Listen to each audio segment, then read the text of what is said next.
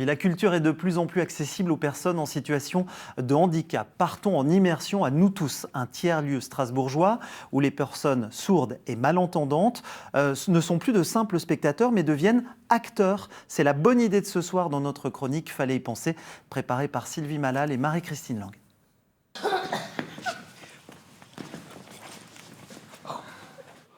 On va faire du théâtre, mais il n'y aura pas un seul mot, parce que c'est en langue des signes. Fallait y penser. Au théâtre, il faut évidemment un décor. Ici, ce sera une chambre d'hôtel. Pas un seul mot n'est prononcé car tout le monde parle couramment la langue des signes française et en un tour de main, le cadre est posé. En allant au théâtre, j'ai constaté que de plus en plus, on avait des représentations de théâtre avec des comédiens entendants qui jouent tout à fait comme on a l'habitude. Et sur le bord de scène, il y a des interprètes qui traduisent en langue des signes française pour les personnes sourdes et malentendantes pour donner accès au spectacle. Et c'est vraiment chouette, mais ça a poussé ma réflexion un peu plus loin, à savoir où sont les comédiens qui jouent eux-mêmes en langue des signes française pour rendre le spectacle accessible directement en langue des signes française. Pas la peine de comprendre la langue des signes pour deviner qu'entre ces deux-là, une histoire est peut-être en train de voir le jour. Alors certes, la vue depuis la chambre est magnifique, mais elle a une autre idée en tête. Alors, elle va tenter une approche qui malheureusement n'aura pas l'effet escompté, et voilà comment tout finit dans un profond silence.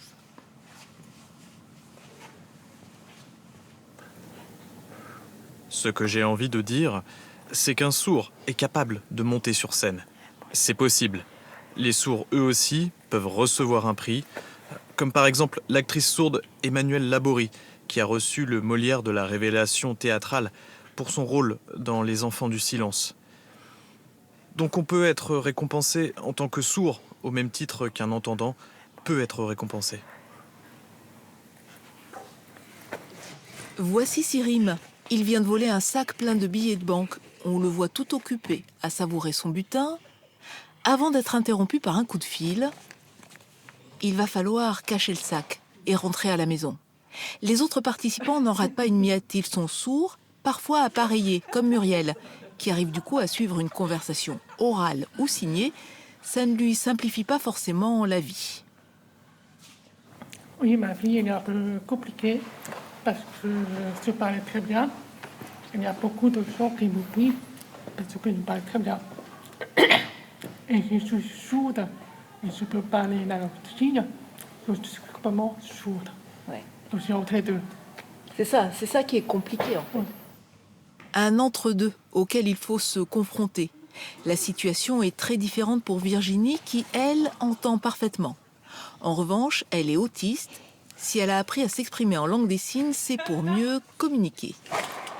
C'est beaucoup moins fatigant que d'oraliser. J'arrive pas à comprendre, mais il y a des fois, j'ai des périodes où j'arrive pas à parler et du coup, de pouvoir faire le signe, c'est plus facile. Et le fait que vous soyez autiste, est-ce que ça vous aide justement Oui, à travailler? l'expression faciale, oui, exactement.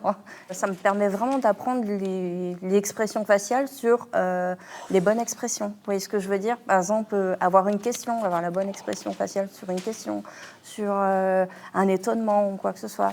Ah, bravo, c'est bien. Bravo.